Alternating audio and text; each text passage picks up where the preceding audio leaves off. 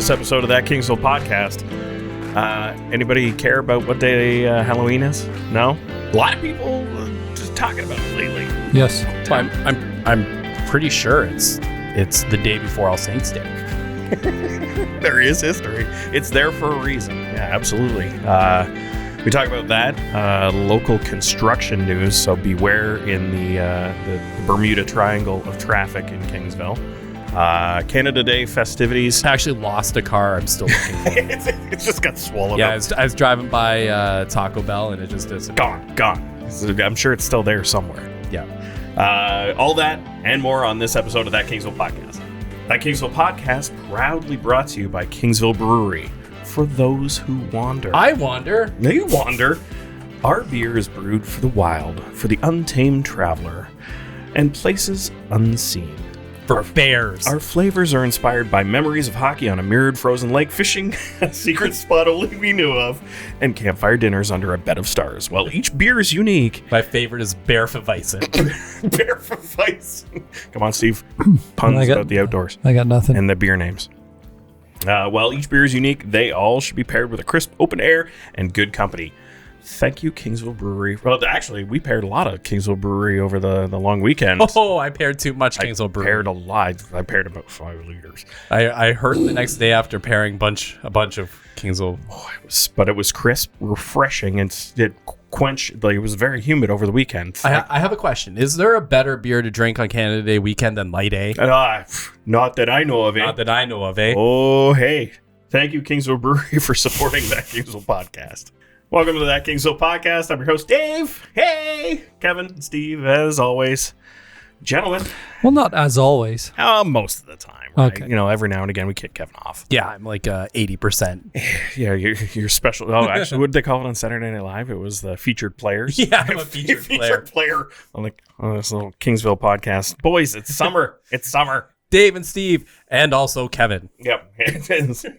We do the intro. Gary, can you do an intro for us like that? No. Don't do that. No. Don't do that. No. And it's the long weekend. Summer's here. July now, right? Canada Day festivities. Like it was great. You know, weather kind of held off on the Saturday before Canada Day, and you know, a lot of people getting together, a lot of barbecues, a lot of fun, a lot of beer. I got so wet on the ball diamonds of Forest Glade. Oh, did it rain there? Oh, did it rain? Yeah. The Forest Glade, the grounds crew there they were working hard to get the diamonds ready because it rained a lot overnight.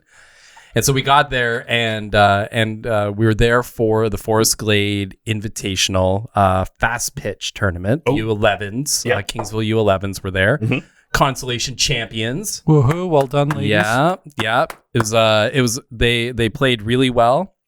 They went up against a couple strong pitchers from Etobicoke and from Byron. Mm-hmm. But they won their games against a couple against Forest Glade, one against Oakville, so they did well.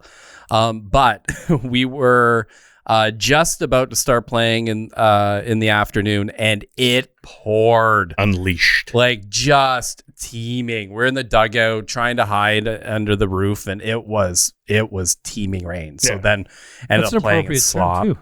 Teeming. Yeah, thanks. Double entendre? Is that no? Tundra? No, but Link, you guys are the journalists, okay? yeah. You do the we- words. Double we- meaning. I mean, different spelling, Right. obviously, you linguists out there. However, But yeah, no, it just It's rained a here in homonym. Kingsville in the morning, and then in the afternoon it kind of cleared up and it was well. So you got a little bit more on the north end of the county.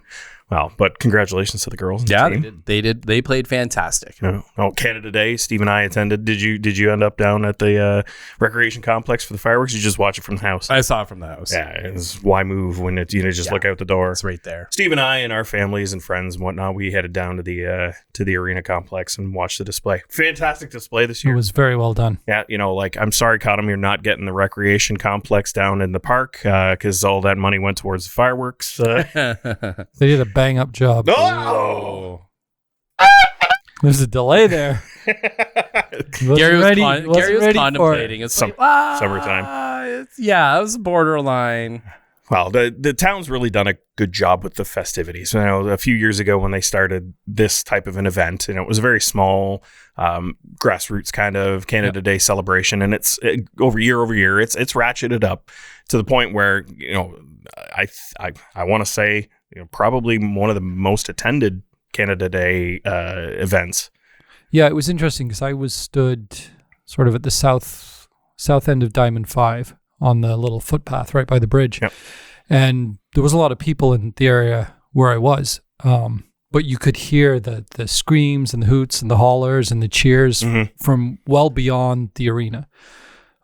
So I didn't see the crowd from where I was, but you could very well hear it. It was exciting. It added a nice element beyond the fireworks themselves. Yeah, we got a little closer, and they had the band, live music playing, and a lot of people in that general area. I'm not going to attempt to try and guess how many people were actually there, but 8 billion. Or less. I'm gonna go with the under on that. The entire world. Right. I'm gonna go. Wow. It was amazing. Yeah, if it was live streamed, the whole world could be. Well, it used to be the Kingsville Community Church that ran Correct. the fireworks, and then the town. How long ago? I wonder. It was pre-COVID. It was pre-COVID. Yeah. I want to say 17. I don't know. Well, and then they moved it, right? Because it used to be on the weekend, and then they moved it to July 1st. Yeah. Yes. When the town took it over. Oh, it makes sense too, right? Yeah, and they've done different variations over the years. I mean, they used to have the firefighters' water barrel fight, which was a staple of, I believe it was the Canada Day events. On Division. Soapbox Derby too. Yeah, we're going way back. Way back. But no, it's like anything. It evolves over time. And they started the festivities at 1:00 a few years, and I think they realized that it becomes a very long day. Yeah. When you start at 1, when you start at 4, you have a better chance of keeping people there for the entire 6 hours, or at least maybe they leave and come back, and they're more willing to come back. So kudos to the town. Yeah, you can plan accordingly, keep a captive audience. That way, if they want to come and go, they're not going to miss anything. It's not too difficult to schedule around that. Like if you want to go attend, part of the performance or whatever else is happening. But yeah, kudos to the team at the town that handled that. I think it was really well done. So, coming up in a couple of weeks, we've got the next event that the town's throwing, and that's the first block party in the town proper. So, I'll be there. I think we'll be there. Yeah. I was trying to look at the calendar and see, okay, what's that weekend again? But yeah, it'll be a good time. It'll be interesting to see the difference between what Open Streets was and what the block party is going to be. And they are blocking off a road, Kevin. Like, I know you're all about the open streets, closed streets, but this actually fits. Block party. Actually, you're right. So it didn't work in Cotton because, well, I guess they blocked a road in Cotton too, where they did open streets. But it's not technically a town block. It's just a part of a street. Anyway, that's the next one that the town's throwing. So that's mid-July. So lots of things kind of happen or have happened in the not so distant past. Another major event, and not town related, but town fixture. Ernie and his wife retiring, and the reaction and the outcome for the sale that's happening at Ernie's TV. It's insane just, how much the town kind of came out for it and all of the reaction, because a lot of people weren't aware that was in the works, that they were going to be retiring and moving on. And, they've sold the business to Chris Parent and Jeff Smith, and they're going to continue on with Ernie's TV, in continuation because of just how important their business has been to the town of Kingsville. So, well, there's a couple of things with Ernie. I mean, first of all, you knew that you were, from the business side point, you were getting quality product at a very good price. But I remember in 2016, we hosted OFSA soccer tournament, and one of my jobs is, helping organize that was to go around and get sponsorship. And I remember walking into Ernie's, and I knew Ernie, but not well, but well enough to, say hello, have a chat kind of thing. And I told him what we were doing, and I asked if he'd be willing to sponsor. And the first thing he said was yes. And then he said, "Did I ever show you my medal?" And in the store, he had his medal, and I believe it was a gold medal from when he went to OFSA as a wrestler. So I think there are two parts to that. One, he understood the importance of an event like OFSA. But two, and more so, he very much understood the importance of community and supporting the community. Like, you knew whatever sport you were playing, at some point, at some age group, you were going to be facing Ernie's TV. Yeah. Whether it was hockey or baseball or soccer or whatever, right? And that was Ernie and Donna May. They ran a successful business, and in part because of their generosity and their giving back, and in part because of the quality and the service and everything else provided. So, it's a loss to the community, and it's big shoes to fill. But I have no doubt that Jeff and Chris will continue on, and will continue on because Ernie's team's still going to be there, right? And I think for my family personally, when we moved to Kingsville in the early 90s, there was always that level of that if there's ever an issue, it will be taken care of regardless, right? There would be no, I gotta truck it back to Windsor, and Leon's, you gotta fight a big corporation and go through warranty process. The delivery was always arranged from Ernie's on it, and it was scheduled at a time when they were going to be there. It wasn't, I'll be there from the hours of 8 till 6, right? Like, no. Ernie's, in fact, I got a fridge that's coming tomorrow between 2 to 4, right? Like, always consistent, great level of service, great customer service. They listened to what your demands were, and, building a business around that and around community and supporting the community just made me not cross shop them ever. It was, hey, we need a washing machine. All right, let's go to Ernie's and see what they got. The only time I would buy things outside of Ernie's is if they just didn't carry it. And I'm very thankful as a consumer to have had his business here, because my washing machines and refrigerators and everything that I bought, I don't have to worry about, well, geez, if I buy this and there's an issue. Mm-hmm. Yeah. Like his team came out and the one issue that I can remember that I had, and it was no problems, absolutely taken care of within a day. So, it's a big accomplishment to be able to retire with such a legacy in town. So, I congratulate them on their retirement, and the new ownership and the team that's taking it forward. Like you said, big shoes to fill, but I think, as long as they keep those standards of service in place, years of continued success. Yeah, and a lot of other things kind of happening around town. We got some construction. It's construction season, so. Oh, do we have like council stuff and town stuff? Yeah, like this is kind of weird. It's a long time. Well, no, but it's been a while. I mean, it has been a while. There were certain other topics that it kind of came in a big wave, right? Over the last couple of weeks, it's a little bit peppered in here, a little bit peppered in here. So we're just gonna we'll start at the top and run our way down. All right. Like, so the announcement was that a turning lane from Main Street onto Jasperson is going to be underway in construction this upcoming week. So first bit of July. Beware, everyone. The intersection between Freshco and basically Weigel is going to be mayhem, more so than it already is. Even back before that. Was it? Yeah, it's like at almost at Kratz. Like it's like at Peely is where it starts. Yeah. Right. Yeah, exactly. Yeah, you're right. I apologize. But so now here we are, right? This is to facilitate the school, which in the fall will need that accommodation for a turning lane for buses and traffic in order to travel north on Jasperson to Kingsville District School. So, the I can't wait for everyone to. Sorry, what? No. What? Continue. I didn't do anything. No, I know. What? Purposeful. I know, it's all good. We did talk about it briefly on our last episode, and if you remember, I kind of made fun because how do you put a turning lane that's going to be that short with that entrance into Libro? And then the drawings came out, and now it makes sense. They're pushing the entire road south. Yes. So the driving lane that you're in now that goes straight through will be the alignment for the left turn lane. Right. And they're adding a lane on the south side and pushing the sidewalk further south into that boulevard. Right. So that those gas pumps right in front of the SO, those ones closest to the road, will have a sidewalk going through them. Yeah, basically. The interesting part of the detour not detour, but the construction is that because of the way that it's happening, if you want to go into any of the businesses on the south side of the road and you're heading west, you can't. Correct. There will be no left turns. Yeah, no left turns. So no left turn into Tim Hortons. Thank you.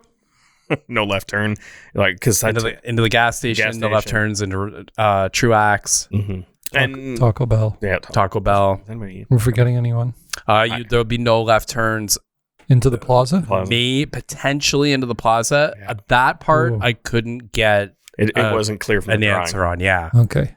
Well, but we do know. I mean, if you can't, I mean, that's limiting. It is. It's. But it's a short, bit of pain for overall end goal, right? Yeah. And you're right. Like our initial assumption before those drawings came out it was about 18 feet of action. Yeah, it's like two cars. How does that work? So now it does make sense. The other part that I think is almost as impactful in the long term is that they're putting what traffic engineers like to refer to as a pork chop.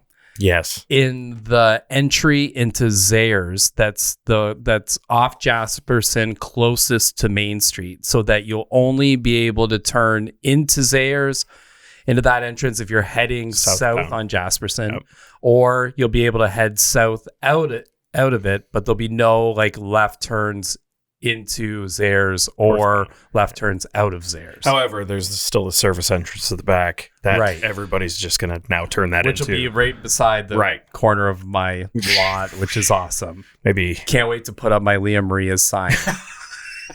Why are you turning here? You missed it. It's back. It's back on Seacliff. Yeah, I think that whole area, and we joke about it being the Bermuda Triangle and everybody's main focal point. Hey, why is the traffic so bad? Well, here's something to try and better that whole traffic calming situation and or maneuvering throughout that area. Yeah, planning didn't really have the opportunity when everything was getting approved to understand what that traffic volume was going to be, and when it all piled in. Kingsville got bigger in that time between when, the McDonald's was, 97? Before then. 96, 95, somewhere in there, right? So that was the first outside of the gas station and Tim Hortons and then Truax. There was no other businesses out until Lee and Maria's. There and Cindy's, right? Mm-hmm. So we didn't have the issue where it was a collection point for people to be, when they're doing shopping and whatnot. So, well, there's a plaza there now. There is, and soon to be something else. Yeah. So I think we can talk about that now. I think, can't we? Can we? I heard about it from a random person on the street. So allegedly, let's preface this allegedly. Then there are rumors that Wendy's is going to be coming in allegedly at the former Remark property. Allegedly. Wendy's streets are done. We'll have a new restaurant. Ladies and gentlemen, have you met Steve Hansen? Anyway. Yeah, no, honk. No, don't. Well, it goes back to the whole conversation that we'd had when the new school was announced being on Jasperson, and all the kids, the students having to go to somewhere to eat, right? No cafeteria, no food services on there, unless the arena wants to open a canteen during the day. Everyone's going to have to go south to that area, so Zayres and. I think. Well, now they'll have Baconators, Big Macs, cheesy gordita crunches, all the cheesy gordita crunches they can eat. Well, I mean, the options. I mean, there are already some decent options. Obviously, it's not too far to go for some to Subway and stuff. But McDonald's and the burrito place, Black's Dogs. When I set up my hot dog cart. Oh, I can't wait. You should. It's on your personal property. It's crazy. Yeah. They sound a little. There's lots of commercial businesses operating in residential properties, so it's not really a concern for the town. A couple come to A couple prominent ones come to mind where they're just clearly residential, allowed to operate as commercial. So I can set up a hot dog cart wherever I want on my property. Precedent set. Thank you. And ignored because nobody's gone through it. They've acknowledged it. Maybe no one from the town's driven by it. Well, I think that the last... It's hard to miss. I think the last conversation I had with somebody from the town, no, they don't work here anymore. So maybe when they left, it's like, huh? I didn't get that, succession plan for issues to follow up on. Interesting. Yeah. So, again, the town's been kind of active, right? Like a lot of things. And recently, they use that have your say Kingsville.ca. Yeah. Council directed them to use this, to consult the public for some things. Like who? Ooh. Like Halloween. Should Halloween be on the last Saturday in October, regardless of the date? And they wanted feedback because they listed a laundry list of ideas of what that would now include, and safety, kids are out of school, people can plan, you're not rushing, blah, blah, blah, blah, blah. And they put that out to the public. So your taxpayer efforts and dollars are going to find out whether or not we should, as the town of Kingsville, change Halloween. Can I go first, or do you want to go first? The only thing is that you can go first. I just do think that in the preamble we should say that it came about because of a notice of motion from Mayor Dennis Rogers suggesting that administration gather feedback on the potential of moving it, and that notice of motion was made at a committee of the whole meeting. Right. Yeah. So it is official direction from council. Right. Which committee of the whole is just another word for council meeting. Yeah. Right. So if I put my shoes on from 10 years ago, I look at it and say, oh yeah, great idea. I'd have a 3 and a 5-year-old. Perfect. Saturday's great. But I'm a traditionalist, first of all. And I like the idea of the 31st. There's something, I don't want to say magical, but there's a fun element to getting them ready, to bringing them home hyped up on the 31st and having them ready. And it doesn't matter what night it is. There's a good and a bad, because you could say, okay, the 31st, it's forecast rain. Let's have it on the Saturday, which is not rain and dry. But then if the Saturday's pouring rain and cold, are you moving it to the Sunday, which becomes a problem? Mm-hmm. To me, you just stick with the date, and that's the date. You've got hockey teams and other teams that are active that area that don't schedule things on the 31st because they know kids aren't coming. Some of the older teams, sure. And if Halloween is on a Friday or a Saturday and there's a hockey tournament, it's unavoidable. Sure. Another thing that kind of got me with this one is more and more I'm hearing people say, we want less government. And here's the government just trying to change something that they don't need to change. Yeah, it's not right? The glaring issue in town. And I'm not unsympathetic to the fact that for some it would be ideal. Yes, I understand. You've got a day to prepare. But I don't know. There's a magic. The other thing too, and I know Dave and I touched on this briefly, but it's something I thought of, is Halloween isn't just a kid's holiday anymore. Now, personally, I'm not a big Halloween person. I know you are, Kevin, and I think you are a bit, Dave. Yep. But I know generally adults, if they're having a Halloween party or attending a Halloween party, they do it on the Saturday prior to Halloween. Yep. Now, if Halloween is on a Saturday, they're adults. They can move it to a week earlier or a day earlier or something like that. I understand that. Yep. But there's that element for them.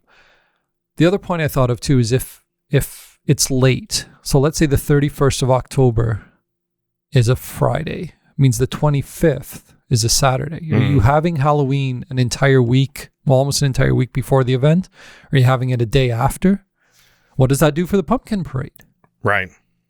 Well, and that's a small element, and the town will easily deal with that. I mean, if it, that would work out. Halloween on a Saturday, pumpkin parade on the Sunday.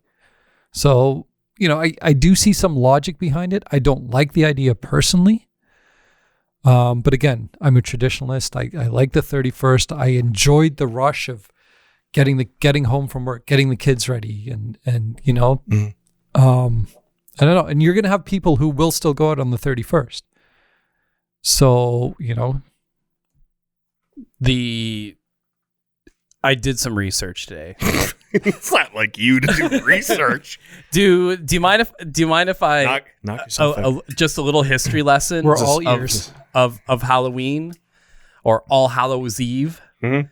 So Halloween started as a pagan tradition, a pagan festival in Celtic Ireland, Yeah. and it's spelled Samhain, pronounced Samhain. And it was a festival where the pagans at the time believed that it was the night where the veil between the living and the dead was the weakest. And so there was a chance that spirits could cross over. So they would light fires. They would have different like ceremonial like scarecrows, basically, and they would carve vegetables into like scary faces and to scare away the demons and put fires inside them. Turnips, carved turnips. Yeah. And when the Catholic Church went to Celtic Ireland and realized that, you know, they needed to create festivals that would align with their festivals to help with getting them to adopt Christianity, which is where a lot of our Christian holidays come from.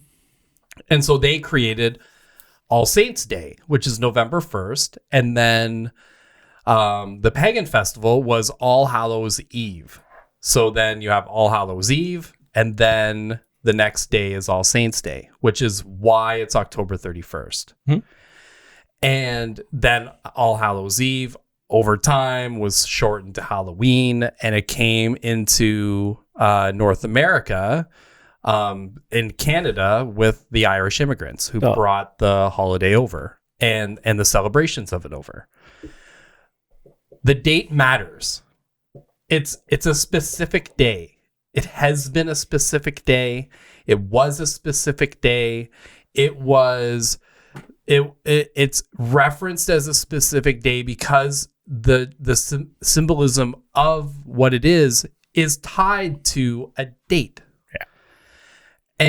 And so the idea that we can just just decide what day is going to be Halloween is insanity.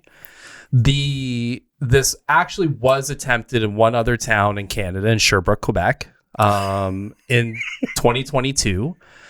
And it was brought forward in Sherbrooke, Quebec by the school principal, who had said that they were concerned because if they had it on a Saturday, then the kids wouldn't be as distracted when they come back to school, and the 31st is during the week. And so the council in Sherbrooke, Quebec discussed it, and because of intense public outcry, voted against it at their meeting. There's only one town that I could find reference to that actually does it the Saturday way in Canada. It's Rouyn-Noranda, Quebec, and that's in the Abitibi-Témiscamingue region. I was going to say, pretty remote too. Yeah, it's northern Quebec. Yeah. And one of the reasons is because they can get volunteers out to help on Saturdays because it's so dark. It's like it gets dark so early that the kids don't have a time really when they can trick or treat and it's daylight. And the only other time that I could find reference to, again, just Google searches, but the only other time I could find reference to people voting to move the date was actually something you just referenced, where the Halloween lands on a Sunday and they want to move it off a Sunday because it's those people were voting, deeming it blasphemous that Halloween would be held on a Sunday. Like it doesn't happen on there's only 7 calendars, right? Like it's gonna happen. Right. It's gonna happen.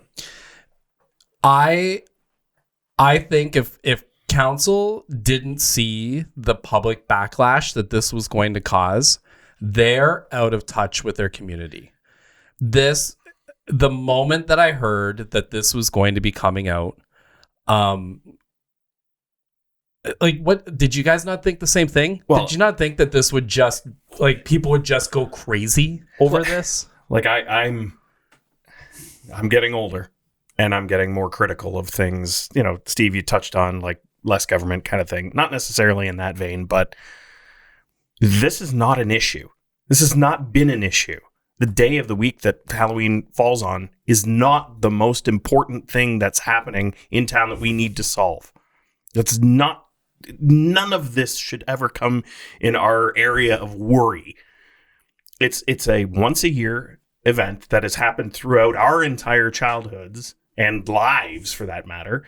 On the 31st, you accommodate it, right? Like, yeah, sometimes it does fall in an inopportune time, but you know what? Hey, if you're going to participate it, you do on that day, because that's when it is. Much like Christmas is always on 25th, right? Like New Year's Eve.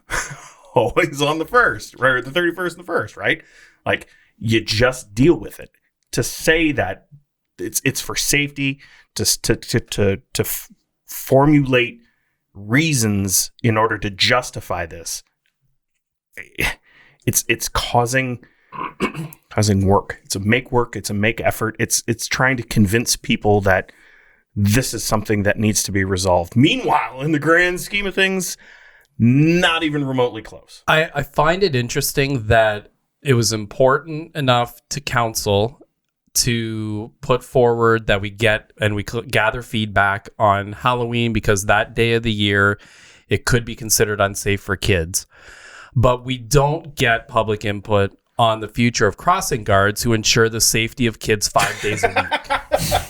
Right. Across major thoroughfares. Yeah, right. And like, there is, and I know we're going to talk about crossing guards shortly, so I don't want to get into that too deep yet. Yeah. But the fact that this would come forward as being the one thing that you're going to put out there, right, screams to me either you're out of touch, and you should have understood that this was going to create the backlash that it did, and seeing the walking back on social media of the councillors after this came out is very interesting. I don't think I'm almost certain this is in it, because I don't think that there's political masterminds operating here. But you know what I would do if I was in a situation where I knew that I was going to get criticized for not gathering public feedback? I would gather public feedback on something that was so asinine that the town and the residents are going to remember that I gathered public feedback. Right. Yeah. And so then when someone says, oh, well, you didn't gather public feedback. We gather public feedback all the time. Remember the Halloween thing? That blew up on my face. Look over here. Look over here. Look over here. Shiny. Yeah. And we're not stating that that's what's happening. Not saying that's what's happening. Yeah, we're not. But it sure rings like... Why? Like why? Why are we talking about Halloween on Canada Day? Yeah. And why? Scare tactics. Scare tactics. I like it. Yeah, that was a good one. That was a good one. That was shocking. Boo to that. Yeah. It's frustrating, right? Like, there are far more important things. Hey, we were talking about facilities that needed millions of dollars of repair, right? You know, let's try and get public input. Don't we have criminal farmers to investigate? Like, why? Like, why are we worrying about Halloween? Yes. Oh, we like, there's more input, and we can transition into crossing guards, because that's incredibly valid. Like, Halloween, non-issue. Not a major safety concern. The OPP, schools, parents. It's the parents' obligation to keep their kids safe. Well, I will say this to the safety aspect. Every year that I was out with the kids, I would see OPP officers in neighborhoods. Yeah. We pay them for that. No, but more so, right? People are aware it's Halloween. right? Yes. I live on a street where any time of day, usually you hear someone vroom, like flying by. What sound effects? That was good. Anyway, but you do, you do, and you wonder if they're running the subject. But on these nights, they're aware. They know the kids are out. They're driving slower. People are more cautious, or they're just not going out. They're like, "Oh, it's Halloween. I'm not going out tonight. Like, there's too many people out and about." Right. So again, that's my stance. It's not you're concocting reasons to justify an action that isn't really an issue, right? Like to say, they're the reasoning behind it. Yes, it's safe, but that's not the reason why we have to do it. Everyone has the understanding of what Halloween is, and those that participate deal with it. Those that don't because it's your choice. So for the idea that this is going to be betterment of and to think of it, how the heck do you do that? It's logistically impossible because kids are still going out on the 31st. Right. So then do you upstaff the OPP on both days? Right. Do you put out public notices for the public to make sure they're driving safe both days? Both days, yeah. Like it's Do you tell your residents have candy ready for both days? For both days, right? Or hey, do you patrol the streets on the non-Halloween? However, date? it could be a boon for kids.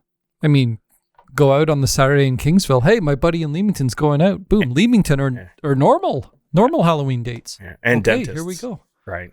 Dentists would love it. Big time for dentists. What is it? It's big dentist. It's Big Tooth that's doing this. Probably Big Tooth. It's all There's for a Big dentist Tooth. funding. Yes. Hey, it's how it counts. I will pay to have this road paved if you can move Halloween. Yeah, but the idea again, the idea that it is this overwhelming safety concern, not really. The crossing guards thing is 100%. So before we move on, I did check the poll. 178 people have voted. As of now, as of recording time. Yeah. 83% in favor of leaving it as it is. 17% in favor of moving it. So I would call that resounding, but we'll see. Take her down. Yeah, but 17% will be enough for some. Well, and that's exactly. There will I mean, we've seen in recent history the majority isn't necessarily a deciding factor. Yeah. Mm-hmm. Anyway, elections, whatnot. But okay, crossing guards. Yeah. So, publication came out stating that the crossing guards in the town of Kingsville will be removed. Right, the council had a meeting and it was discussed in certain locations. So there are crossing guards that. And you'll have to help me on the postings. So around Kingsville Public School, there was one posted at Walnut and Chestnut. Yes. Or Walnut and King, however you want to look at it. There was one at Division and Water. Yeah. Division and Water. And then one at Main and Chestnut. Chestnut, yeah. And there was they had 4. Oh, right at the crosswalk by the post office. Yes. So they had 4. And then for St. John de Brébeuf, I know there's one at Main and Spruce. Yep. And one, probably the most important one, Division and Mill. Yes. Because when you look everywhere else, there's either a crosswalk or a light. Well, no, not Division and Water, I don't believe. No, that is not marked. So, a stop sign, stop light, or some sort of crosswalk. Mm-hmm. So, you close a school, there's 4 crossing guards you don't need anymore. Or not in that location. Right. So and help me with the understanding. So we've got what are the new crosswalks? What are they called? What's the term? Pedestrian. Yeah. Pedestrian something. It's like cross PEX or PBX or right. Yeah. So we've got a couple of those that have popped up around town. Right. So there's the one on Main, the one on Division. One on Jasperson. 2 on Jasperson. 2 on Jasperson now. Right. So there's one further down by the arena. Yeah. So the idea is those now make crossing guards redundant because... Go ahead. I know, I'm going to chime in right now. I've come back from delivering right across from the post office. Hit the light. The light's flashing. People don't pay attention. They don't see it. I don't know if certain times of day, because of the way the sun is shining, they don't see the lights. there's a big sign that says, wait for pedestrians, or maybe I'm paraphrasing, or stop for pedestrians. And I'm stood there. I'm in a bright yellow shirt. Yeah. If you don't see the light, hey, it's me. But anyway, some people don't stop. I've used the one on Jasperson where there probably should be a crossing guard and almost been hit. The ones that were put in by the school were put in as part of a construction project. They weren't laid out as part of a decision by council on how to deal with the safety of entrance and access to the school. That wasn't part of the decision. The decision was, let's put a pedestrian crossing as part of a crossing project. Mm-hmm. So council hasn't been on the record on how they plan to deal with the safety of students walking to the new school. And you would think that if you're going to put forward, if the John Norton administration is going to put forward a recommendation to council that they're going to remove crossing guards, shouldn't they also be including how they intend to deal with the new school? Yes. Yep. And clearly that omission, in my opinion, is the decision for council without council having to make the decision, because it's not there. So just ignore it, and the school opens, and they go and press a button, and there's no crossing guard. Mm-hmm. Okay. Oh, sorry. No, I'm just going to so, and I do think it's important that we do, because we didn't spell this out specifically. So we know the 4 crossing guards that were part of the KPS. Those ones are gone. The 2 for St. John's were kept. That was a council decision. That's correct. So there still is an active crossing guard program in the town of Kingsville. There will be crossing guards that are hired by the town of Kingsville. There is just no mention of how they're going to deal with the new school. So here's I'm thinking about the logistics of this and the location. So because it's, you know, you and I have walked many times with the dog and family and stuff. So I will, as a quick aside, I know there has been an issue with busing, and I don't know if they've changed this, but busing is based on distance from the school. Correct. And there are people who live on the street your mom lives on that are not part of the bus route. Correct. They have to walk to school. Along County Road 20, where there's no sidewalk. Correct. Yes. And that was a decision by the Board of Education. Okay. Anyway, so that's a whole other thing. So here's what I will say about the crosswalk. If logistically, you're going to have a lot of people, basically there's 2 entrance points from the neighborhood. There's Woody Crest at Jasperson and Peachwood at Jasperson. Yep. Okay. You can even go down far as Applewood at Jasperson. Yeah. Sure. Okay. Right. 3. Right. So where the crosswalk is located, well, actually, if you come out of Woody Crest onto Jasperson, there's an entrance to the school. I don't know if it's going to be the entrance or the exit right there. Correct. The crosswalk is, I don't know how many meters or whatever, to the right, heading south. You know there are going to be plenty of kids who are not going to want to go that way. They're going to want to cross right there. They're not like if it's raining, if it's snowing, if it's hot, or if they're lazy, they're not going to use the crosswalk. Peachwood. The number of kids that are going to be coming out. So I don't know what the distance is, but all those kids that live in McCallum, Augustine, Spruce area, they're all going to be walkers of all ages. So, and I get it. You can easily use the multi-use path, which is fantastic. There's a sidewalk on the other side. Benches and garbage but you don't have a safe, but you don't have a safe route, right? There's no way across. Right. No. So and even that one crossing is to the south. So if you're on Woody Crest as a driver and you make the south turn heading down Jasperson, then you're gonna have to immediately stop for a pedestrian crossing. Yeah. It's not lined up with the intersection. So that alone, you're gonna make the turn and then have to make sure you're watching to make sure that you see the flashing light for that crossing. Right. And then a kid steps out. Well, and think about it. Like the crosswalk across from the former KDHS was put in for safety reasons. Yeah. It was put in to allow students to cross safely at that point. To me, like you need a crossing guard at Woody Crest and Jasperson, at Peachwood and Jasperson, and maybe even Applewood and Jasperson. If the students had crosswalks at an elementary school because of safety, the new elementary school is located in that location. Just because that there's a lit crosswalk does not negate the fact that you still have grade 3s, 4s, kids. Kindergarten. Like now, the majority of parents are driving their kids if it's kindergarten or walking them 100%. But the school board expects, and the town should be preparing for what the school board is putting out as the worst case scenario, that kindergartners will be walking by themselves to school. Yes. That is the expectation of the school board. And so the liability that comes with that is that the school board is determined this is the most safety the student that's going to require the most safety concessions for them is a kindergartner student. That kindergartners expect to walk. So the town, on a liability level, is required to be providing safety for that student, not the grade 3s and 4s and 7s and high school kids. It's not them.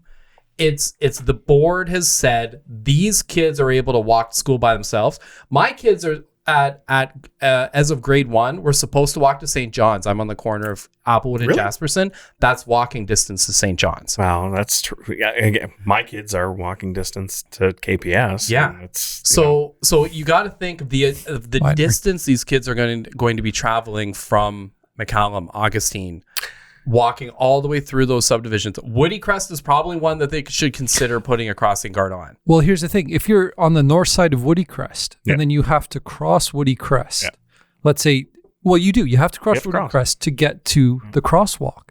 That is where you need a crossing guard. Based on where you've had crossing guards previously, that is where you need one, right? You come out of, I'm going to remember this. Doesn't matter, Primrose or Sandy Brook, you come up Woody Crest, you did turn. You need somebody there. If only the town had a platform where they could collect feedback from the public, and we could talk about the safety of children. It's one of those things too, and you touched on it about the new busing zone. More than that, sorry, you've got crazy drivers who aren't high school students, and they've got all these high school drivers. And I get it, the high school drivers are going to be there before the younger kids get there.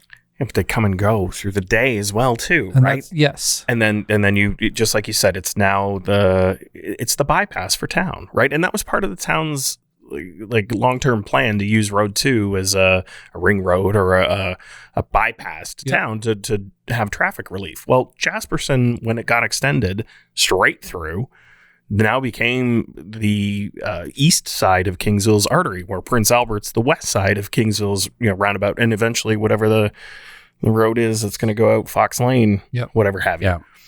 So you've got all of that insanity, and then you've got all that congestion that, as we were talking about, the Bermuda Triangle of traffic problems is now going to filter because it's being piped out Jasperson with a turning lane.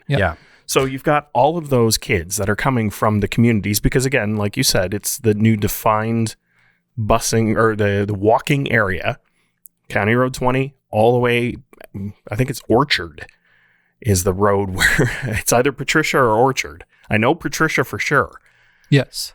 It might be Orchard. I don't think it's McRae. I don't think it's that far out. But regardless, so you look at that, and you look at the Seawatts biking path. You watch all the people pass people on the right when they're trying to make a left in one of those streets. It's not a biking path, it's a paved shoulder. Thank you. And that is a very distinct definition, because paved shoulder means that if you get hit by a car, the town's not liable. Exactly. But I don't know, again, with the school board, like if I'm a parent and my option is to get my kid on a bus and put my faith in the bus driver, but they're going to go to Cardinal Carter, or they're going to go to St. John. The kids from Harrow.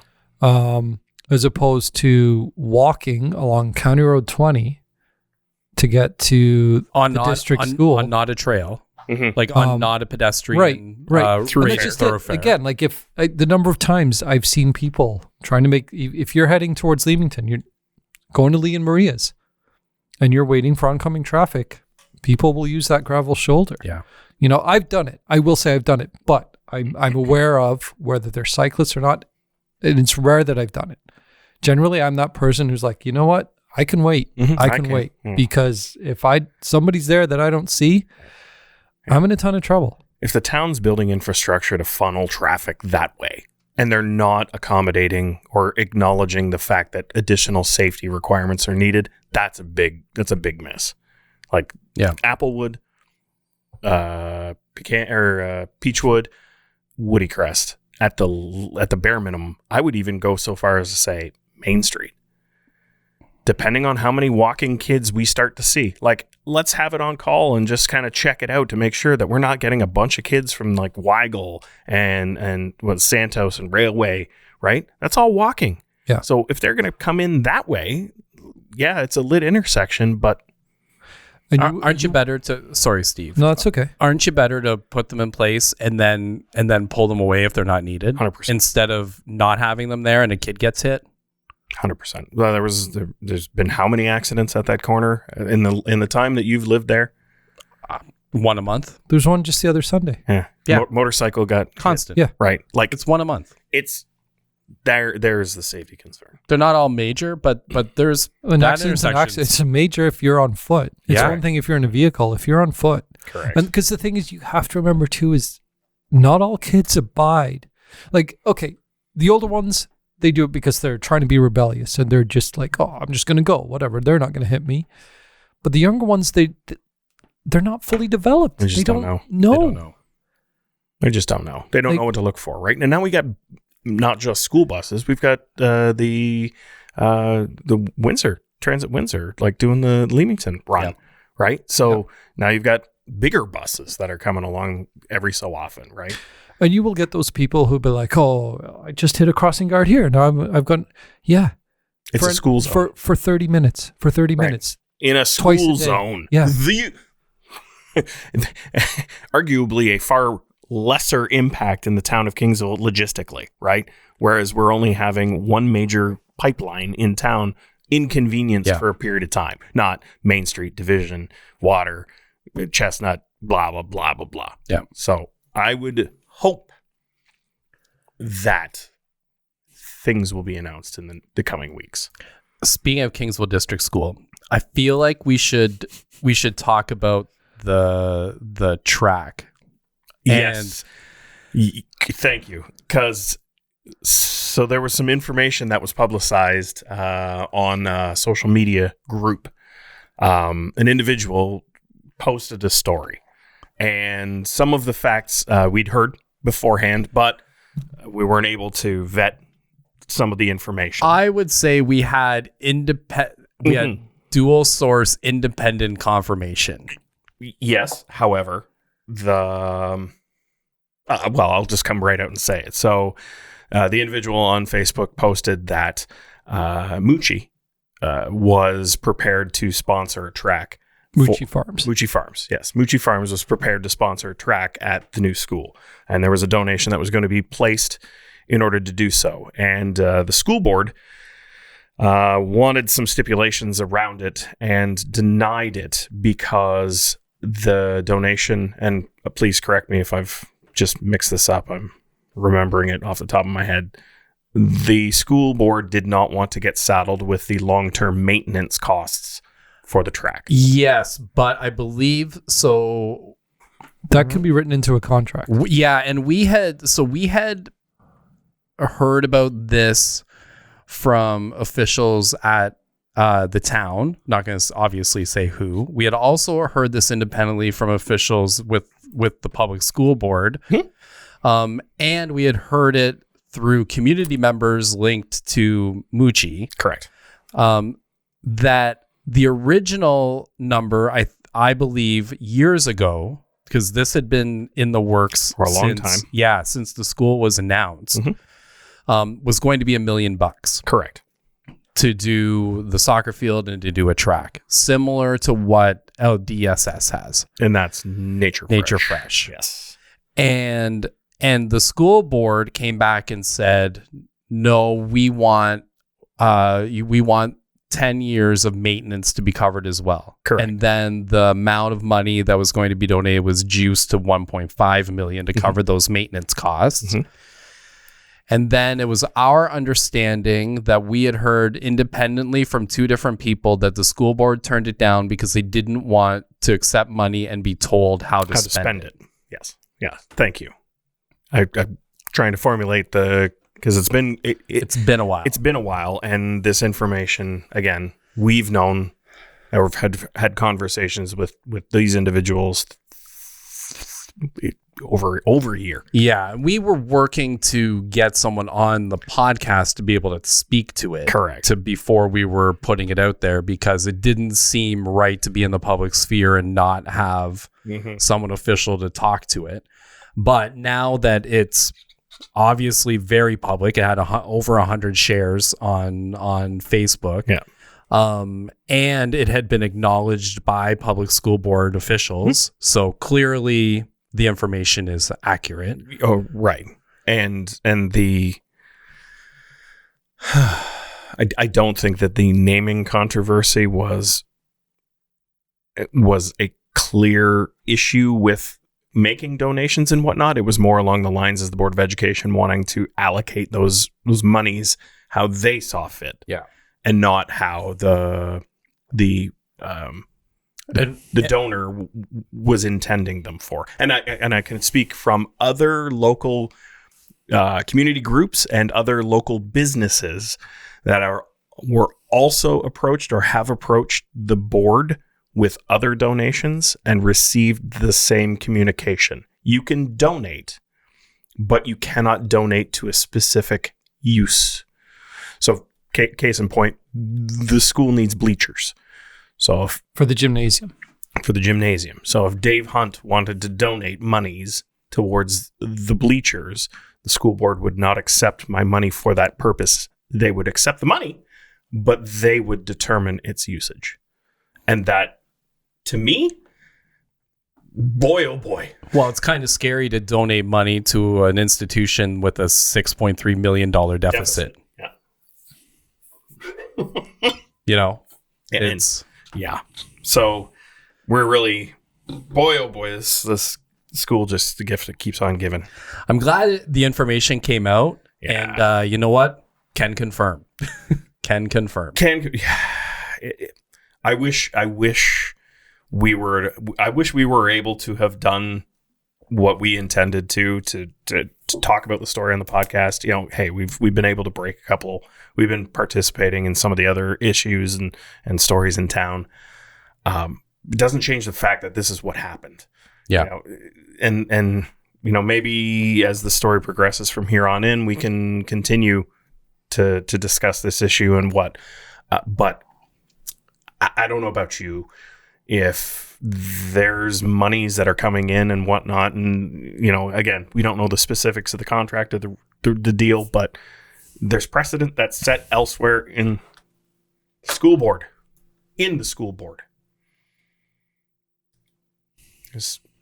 Why? If we can't pay for those things, those resources, in order to equip our $60 million school, why can't we find a way in order to facilitate with community partners, right? You're not selling the kids educations. It's not what it is. Like, we're not branding, you know, you're not going to have school uniforms with logos on them. We're talking about, hey, this was provided by a local community partner. We put it on our arena, and we put it on other buildings in town, the Unico Center. Last time I checked, that's a business. Is it wrong to have a business on a school uniform? I don't think so. I don't think so. Personally, I don't think so. It's a public institution, and if they're able to gather sponsorship dollars, they want sponsorship dollars to pay for a sign. Yeah. They want sponsorship dollars to pay for kids' equipment. Yeah. Right. And they're canvassing the community in order to raise funds in order to, you know, there are groups that are doing it as well for different reasons, but selfishly, as an individual who has coached an outdoor team for 20 years, I've never played sandwich, but I've been to sandwich covering track. I love sandwiches. I've coached at Essex. I've coached at Leamington on their new field. I've coached at Amherstburg, which used the Libro Center. I hate that we have nothing close to that. Yeah. Nothing. We have had, actually, I will say that the fields at KDHS, and that's all it is, it's a field. Mm-hmm. But it's always a good field because it drains well. Mm-hmm. So for hosting soccer games, it's been fantastic. But our track team has had some phenomenal athletes, and they have never had a home track to practice on. Never. They've gone to Leamington. They've gone to Essex. And here we have this fantastic opportunity to have what other schools have. Mm-hmm. And I get it. People have said it's not all about sports. I agree, it's not all about sports. But if you talk to people, like you talk to people at the night, and it's not just athletes who had fantastic memories. It's people who went to games, who participated in other ways behind the scenes. Those are memories that were created through athletics. And I get it. Athletics aren't for everyone, but they are for a lot of people, either as a supporter, as a boyfriend, a girlfriend, a teammate, a friend, whatever. And these schools, they have fantastic facilities. And we could have that. We could have that at this district school. But no. Just a field of weeds. Field of weeds. Again, No equipment, no playground equipment for the elementary school kids. They're going to need dandelions for the elementary kids to pick because they'll have nothing else to do. Right. Yeah. Well, and again, but if we have to play at the arena fields, like, again, they're not bad. They're not. We hosted off to there. But again, what does every other community have? What does LaSalle have? What does Leamington have? Like, look, and I get it. Leamington have had a lot of outdoor donors and corporate sponsors, I think, for their soccer. Yeah, but the town and Leamington Meyer Soccer came to an agreement on that soccer field. It was a 50-50. Right. We're lacking. Yeah. And it's hard to take. It's hard to watch when the opportunity's there to have something good. The game that my daughter, that Mia, the baseball game that she gets most amped up for every year is Leamington, because she gets to go play on the cool diamonds. Mm-hmm. And they're like, why can't we just have one? It's Woodsley has one. Well, that's a town thing. We're talking I know. School board. I know. But it's incredibly short-sighted. It's regressive with regards to the way that society is going. Like, it's not selling out to brand again.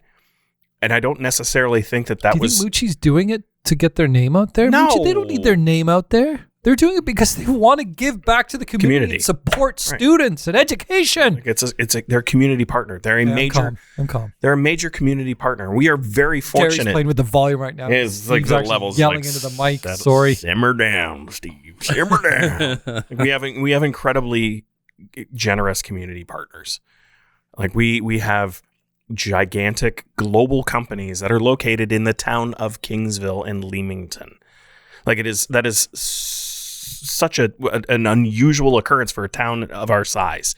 And if those community partners, businesses, want to help support the community to provide some facility additions that the school board has outright said that they cannot afford. Again, deficit of $6 million plus, right? Like, so do you think for a second that there's anywhere in any budget for the foreseeable future that the school board would ever say, yeah, we can pare out $2 million to give Kingsville District School this beautiful track? No, that's never going to happen. You know what'd be great?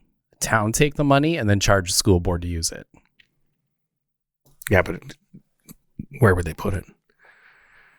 You got to take out some soccer fields if that's the case. There's enough real estate. Well, shoot. What if Moochie just bought a piece of land and built a stadium and a track? Liability, right? Yeah. They didn't want that. I'm sure they don't want that. They're not in that business, and Sure, nor should they be. True. Short-sighted on my part, just dreaming. Right, and like we're a bordering community to the United States, and this is such difference in the way that our high schools and our schools are facilitated. But in some of the small communities in Metro Detroit, they have stadiums with seating for a couple of thousand people because they've facilitated, right? Like, I get it, different tax base and whatnot, but geez, oh Pete, like, it's impressive when you roll up to some of the other Essex County schools and you go, holy cow, like, this is the real deal. I remember when Essex got their new track when we were in high school. Yeah. It was like, holy cow. It's fun going there for the regional track meet because they've got the announcers booth and everything. Right. Same with Sandwich. The football. Bell River has a track. Heck, Cardinal They pulled Carter. it out. Did they? So the school board voted to pull out 2 tracks because of maintenance issues. Yes. And then at the very next Catholic school board meeting, the Catholic board voted to install 2 tracks. Well, there's some foresight right there. Is that not a schoolboard.ca? Publicboard.ca? Oh, publicboard.ca? Yeah. Oh, It's right. the WEC Wait, DS which one? The WECDSB.on.ca board is actually saying, oh, look, we have an opportunity to get some students here because, hey. Regardless, it's incredibly short-sighted. And if we're not acknowledging the fact that there are businesses that want to be good corporate citizens and community partners and that have the ability to offset where we can't generate the tax revenue and or the budget allocation, you're just depriving kids of those facilities. So consider this. Kingsville will not be able to have an advantage to be able to groom their students for those events. You will be at a deficit because we don't have that capability. So you'll have to travel, which is at a deficit, or